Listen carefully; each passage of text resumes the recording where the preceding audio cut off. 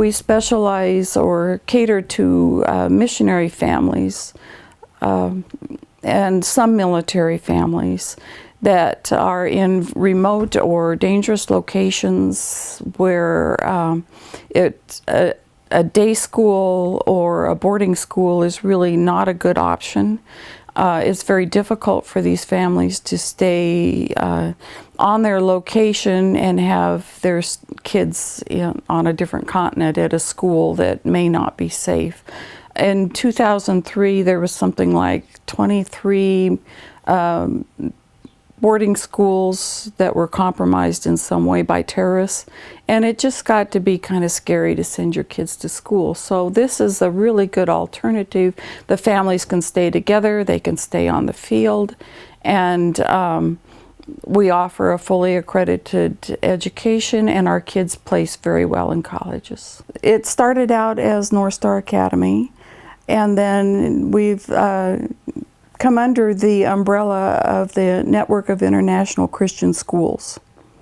And this network then is, and I always lose track, around 34 brick and mortar schools that are scattered throughout the world, Bolivia, Korea, all through the Middle East, all through Southeast Asia and India. Africa. We've got schools in quite a few places, including some that are very dangerous. Our Oasis branch, we do run schools in Afghanistan. So it's, Pakistan. I had students that were 30 miles away from where Osama bin Laden was assassinated. So, we had kids just practically on the scene there. So I had sent a letter of inquiry. I was getting itchy feet. My two girls had graduated from high school, and they were doing well and married and on their own, and I was getting itchy feet, and I thought, maybe I'll go teach for Wycliffe Bible translators at one of their schools in some place like Papua New Guinea or something for a year. And that sounds like that would be a hoot and an adventure, and it would, and I'm still young enough to do that type of thing. So in the middle of, I sent the application in between the application being sent and the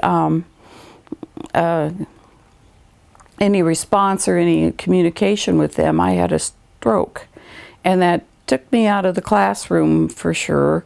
It was just a totally unusual type of thing, no family history, no warning, no nothing, no markers, no indicators, just, it just happened, and it took quite a bit of recovery time to get back to where I was able to function a little bit more normally, learning to walk again, worked with speech therapists,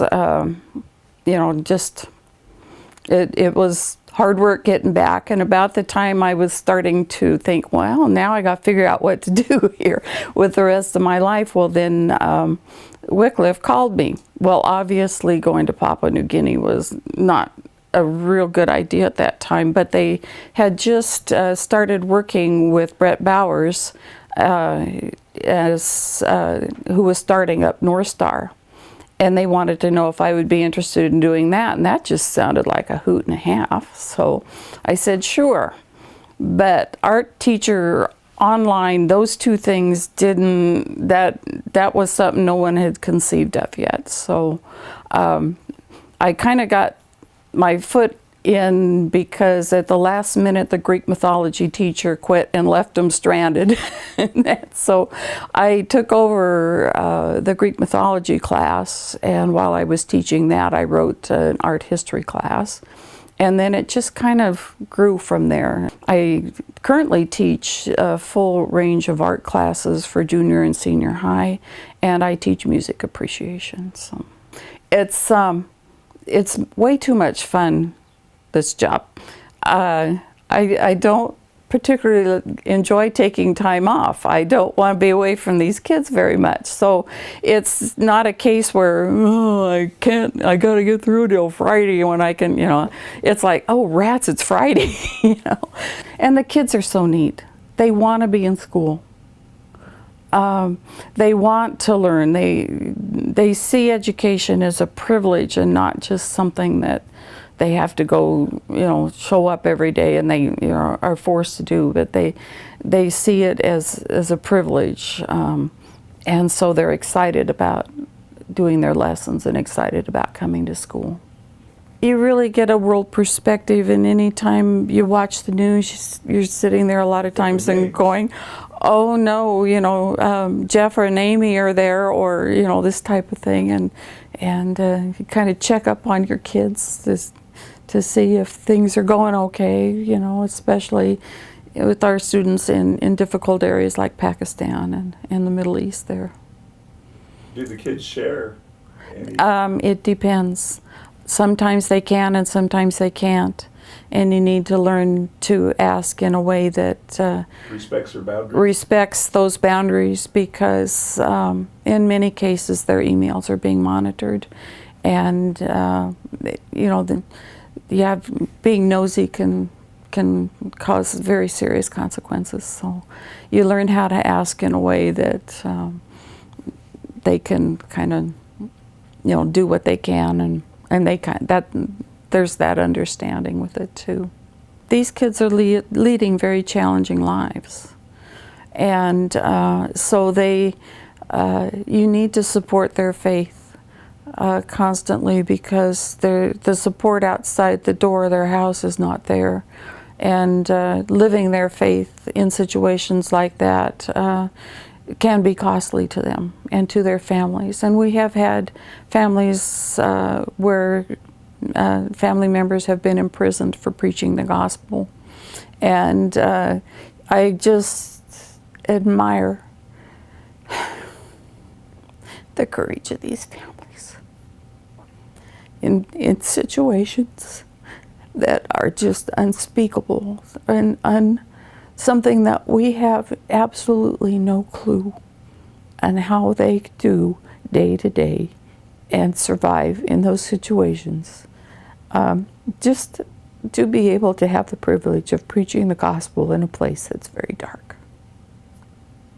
I post lessons. We have what we call a learning management server there that we all post our lessons. So the lessons are written there in a PDF downloadable format, and the kids can take those and read them. I'm currently developing videos for as many classes as I can, so that the kids can also view their lessons in a video format instead of the reading format. So more or less a lecture then? Oh no, not quite. Okay. Lectures are kind of old school. That's me. And so I don't lecture. More of it's demonstration, Okay. more of it showing clips of some other video or educational video that might describe a famous person or an artist or something like that. We do very little lecture anymore, just because we're finding out that kids now really don't learn as well from that as we'd like them to. So I'm in the process of developing some videos that will help the kids understand learning is much more important than marking down grades. So we want them to learn as much as they can and be able to explore as much as they can. They can contact me by email, by Skype. Okay.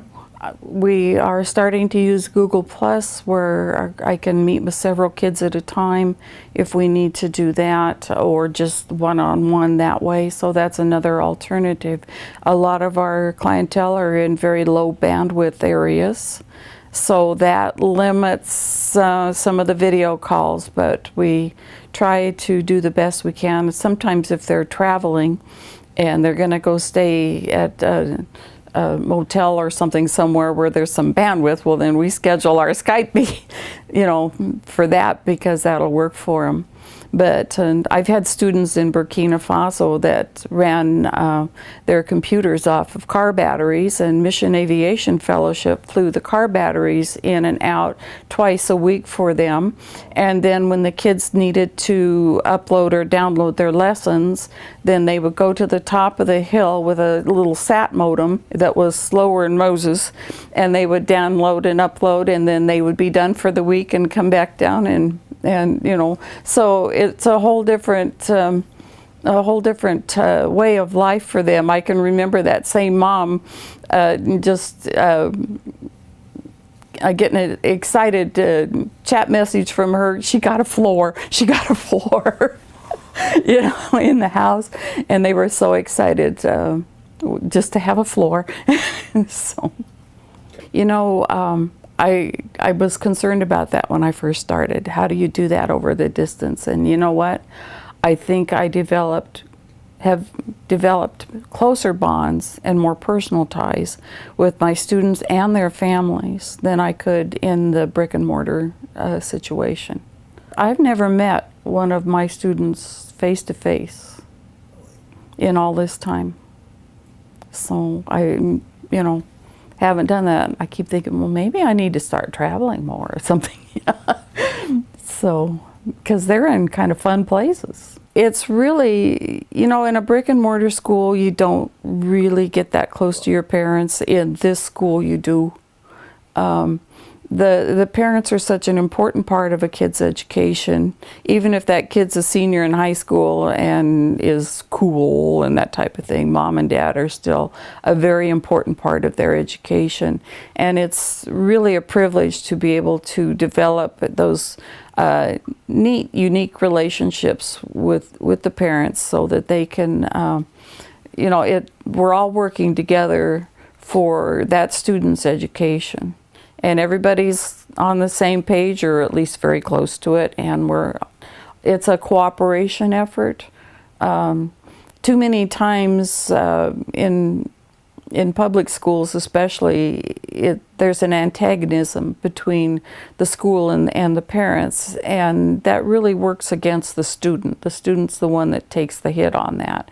But with NorthStar, we work really hard to develop those relationships with parents so that we can work together as a unit and support each other in this student's education. The internet service here is absolutely fantastic, and I've gotten extremely spoiled. I obviously am uploading, downloading, you know, large amounts of data constantly. It's fast.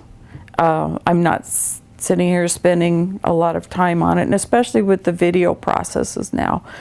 That could be really time consuming. I go to other areas.